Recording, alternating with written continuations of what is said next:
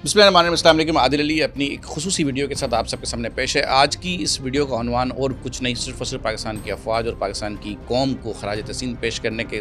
अलावा और कुछ हो नहीं सकता। अभी पाकिस्तान ने एक बहरानी कैफियत देखी, हम पे जंग मुसल्लत की जा रही थी। हम जंग चाहते नहीं थे। हमने पूरी दुनिया को बताया कि हम एक पुरअमन कौम हैं, पुरअमन मुल्क हैं और हम अमन के सिवा कुछ नहीं चाहते। ख़ित्ते में अमन और इस्तेहकाम हमारी अवलीन तरजीह है, लेकिन एक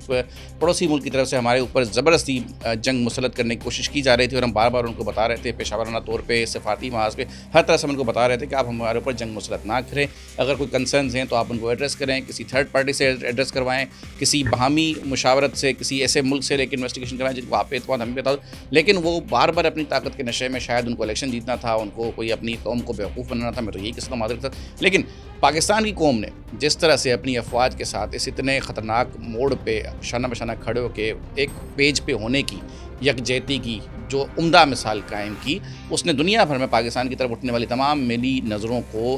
अब तक खामोश होने पे और झुकने पे मजबूर कर दिया कि पाकिस्तानी सो नहीं रहे। शायद पड़ोसी मुल्क को ताकत का ज़हम था कि हमसे आबादी में बड़ा है, वसाइल में बड़ा है, ज़खायर उनके पास ज़्यादा हैं, एटमी हथियार के मवाजने शुरू हो गए थे, टैंकों के मवाजने शुरू हो गए थे, फ़ौजियों की गिनती शुरू हो गई थी, जहाज़ हमारे पास इतने हैं, तुम्हारे पास इतने हैं, तुम इतने। एक इंटरनेशनल वॉर चल पड़ी थी मीडिया पे,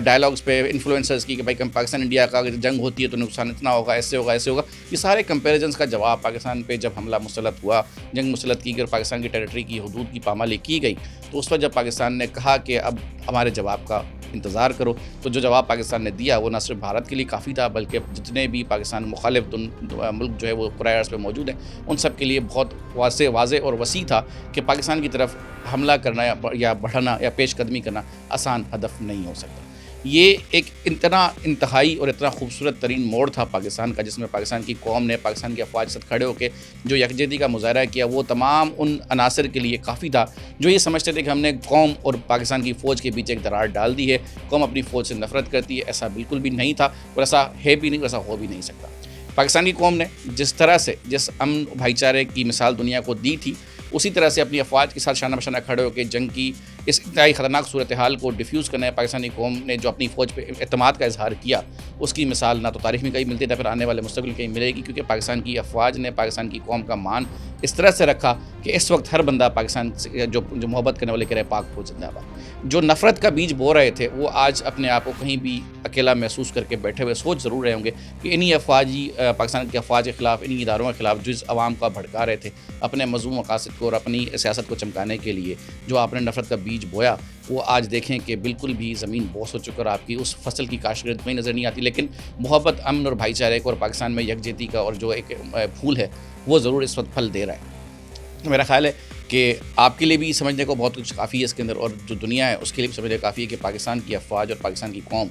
हमेशा मुल्क की सालमियत के मामले पे, पाकिस्तान की हुदूद की हिफाजत के मामले पे, पाकिस्तान की सालमियत और पामाली की अगर आप तरफ मेली आँख रखेंगे तो उस मामले पाकिस्तानी फौज आपको कहीं पे भी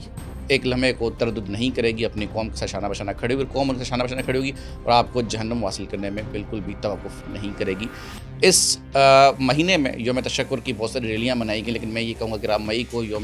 माह तशक्कुर बना लें तो मेरा ख़्याल है कि ज़्यादा ही बेहतर होगा कि आप अपनी कैपेसिटी में जिस तरह से हो सके अपनी अफवाज